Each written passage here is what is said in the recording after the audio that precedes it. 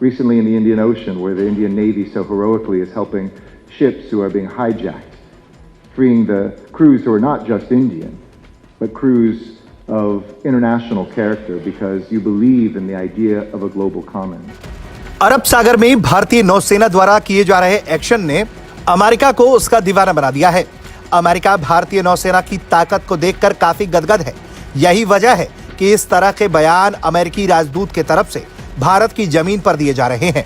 अमेरिकी राजदूत Eric Garcetti एक कार्यक्रम में पहुंचे थे, जहां वो हाल में किए गए भारतीय नौसेना की एक्शन से इतने प्रभावित हुए कि उनकी तारीफ करने से चूके नहीं। कि ये चीजें कभी अमेरिका किया करता था जो आज भारत कर रहा है। एक पढ़ा लिखा इंडियन और एक पढ़ा लिखा पाकिस्तानी कभी एक दूसरे के दुश्मन नहीं है। जबरदस्त दुश्मन करके हमने अपना बेड़ा गर्क कर लिया है। ठीक है, आपका दुश्मन है यार। मेरी बात सबसे पहले इंपॉर्टेंट बात तो ये है कि पिछले 75-76 सालों के अंदर वो मुल्क अपनी डिप्लोमेसी करता करता कहां चला गया, और हम दुश्मनी करते, और हम अभी दुश्मनी करते करते यार ये काफर की प्रोडक्ट है, ये इंडिया की प्रोडक्ट है, ये इसराइल की प्रोडक्ट है।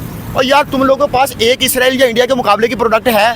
हाल के दिनों में भारतीय नौसेना ने कई तरह के हमलों को विफल किया है। भारतीय नौसेना की तरफ से 10 युद्धपोत पूरे उस इलाके में घूम रहे हैं जिस इलाके में इस वक्त सबसे ज्यादा ड्रोन अटैक्स को अंजाम दिया जा रहा है। हूती विद्रोहियों के द्वारा लगातार गल्फ ऑफ अडान के इलाके के आसपास ड्रोन अटैक किए जा रहे हैं। नेवी जो है वो काफी तरक्की कर गई है, हमारी जो है वो अभी उसमें बहुत ज्यादा कमियां बताई हैं। इंडियन नेवी में पहले बर्तानिया के वेसल पे जो अटैक हुआ उसको बचाया, ईरानियन 17 ईरानियन को बचाया, आज उन्होंने 19 पाकिस्तानियों को बचाया। तो सर जो वो कहते हैं कि हम पावरफुल हैं, आज दिख भी रहा है कि वो वाकई पावरफुल हैं। वो तकरीबन पाकिस्तान से काफ़ी ज़्यादा पावरफुल है। अच्छा। टेक्नोलॉजी में हर चीज़ हर लिहाज में वो बहुत आगे चले गए। उन लोगों का सियासी समाजी और जो माशी हालात हैं बहुत अच्छे हैं।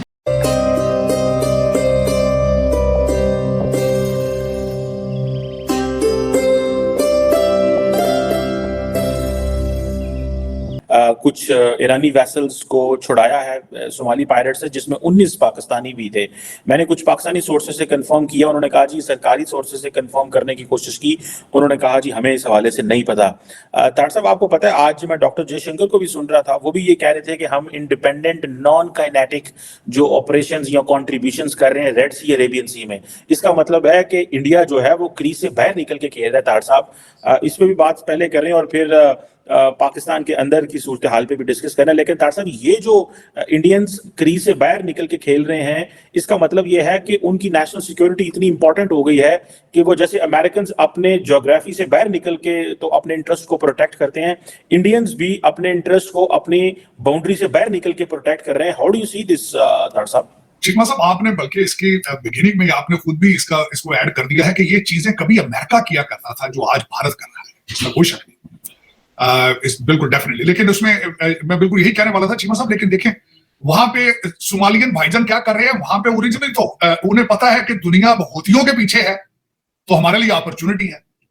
कोई बहुत बड़ा कारोबार है सरकार, ये पायरेसी जो है बहुत बड़ा कारोबार है, उन्होंने अपॉर्चुनिटी उस पर मैंने इसके बारे में बड़ी डिटेल से पढ़ा है कि दोनों ये जो किश्तियां थी ईरानी थी, एक का नाम तो अल नईमी था, एक और उस एक के ऊपर ईरानी थे और एक के ऊपर पाकिस्तानी थे मजदूर। जिस तरह बेचारे मजदूरी करने जाते हैं बेचारे, जो अगले दिन जिस तरह वो ईरान के अंदर मारे गए वो भी मजदूर थे, क्योंकि पाकिस्तान के हालात तो आपको पता है, ये बेचारे दरबदर होते फिर रहे हैं।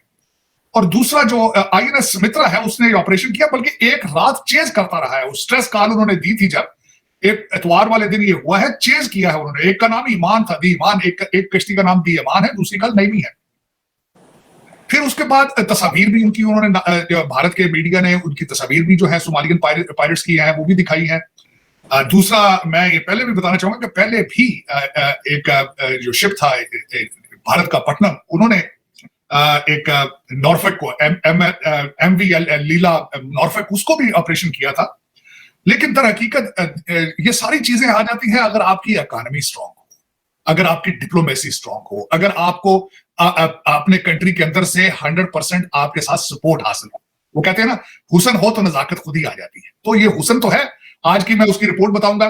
जो हुसन इस तरह है कि वो उनकी इकोनॉमी 5 ट्रिलियन की है, 3 सालों में 5 ट्रिलियन तक जाएगी, और दूसरा 2030 तक वो 7 ट्रिलियन की जाएगी। उनकी ग्रोथ है। स्टेट बैंक ऑफ इंडिया ने ग्रोथ को 7% रखा, इवन देन नॉट ओनली 2024, हमारी 7% ग्रोथ जो होगी 2025 में भी यही होगी।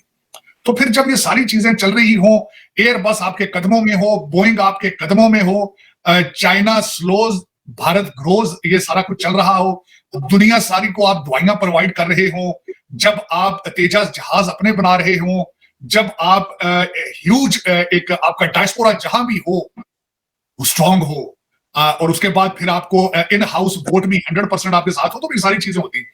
यही एक मेरे ख्याल में। अब देखें ये सारा ना सिर्फ भारत आज ये जिस तरह आपने खुद फरमाया कि आउट ऑफ क्रीज खेल रहा है, अब इसमें ये चीजें इसके साथ जिम्मेदारियां भी बड़ी आती हैं जब आप क्रीज से बाहर निकल के खेलते हैं।